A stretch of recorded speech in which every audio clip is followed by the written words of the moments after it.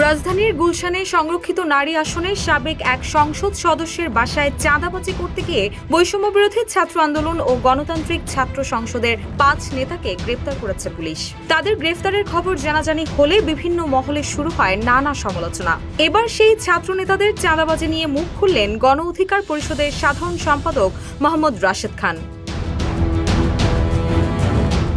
নিজের ফেসবুক আইডিতে দেওয়া এক পোস্টে ছাত্র নেতাদের নানা চাঁদাবাজির কথা তুলে ধরে রাশেদ খান লিখেন, একজন ডিসির সঙ্গে কথা হচ্ছিল। তিনি আমাকে জানালেন, জেলা পর্যায়ে সব দপ্তরে ছাত্র প্রতিনিধির মাধ্যমে সব কাজ করার বিষয়ে আমাদের উপর উপদেষ্টাদের নির্দেশনা আছে। এ কারণে সব জায়গায় তদারকির জন্য ছাত্র প্রতিনিধি ঠিক করে দিয়েছি।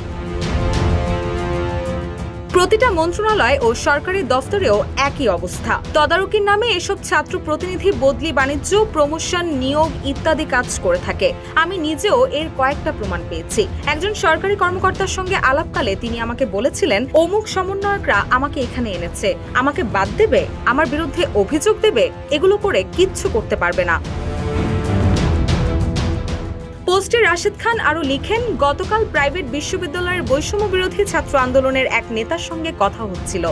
সে আমাকে বলল, ভাই অমুকে মিনিমাম কোটি টাকার বেশি কামিয়েছে। আমি বললাম, কি বলো? সে বলে, ভাই গণ অভ্যুত্থান পরপর এক একটা সমন্বয়ক মানে প্রতিমন্ত্রীর পদমর্যাদা ছিল। আমি নিজেও যখন বিভিন্ন জায়গায় সহ সমন্বয়ক পরিচয়ে গিয়েছি, একই অনুভূতি হয়েছে।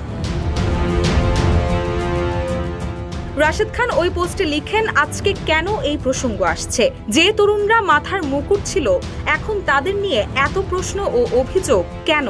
এগুলোর জন্য দায় কার?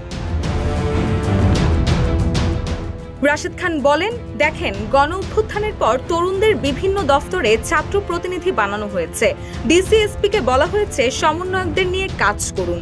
গতকাল স্বরাষ্ট্র মন্ত্রণালয়ের একজন ছাত্র প্রতিনিধি ১ কোটি টাকা চাঁদাবাজির জন্য গ্রেপ্তার হয়েছেন। অপরিসীম ক্ষমতা এই তরুণদের পথ হারা করেছে। রুশা সুর, নিউজ ডেস্ক, ইত্তেফাক।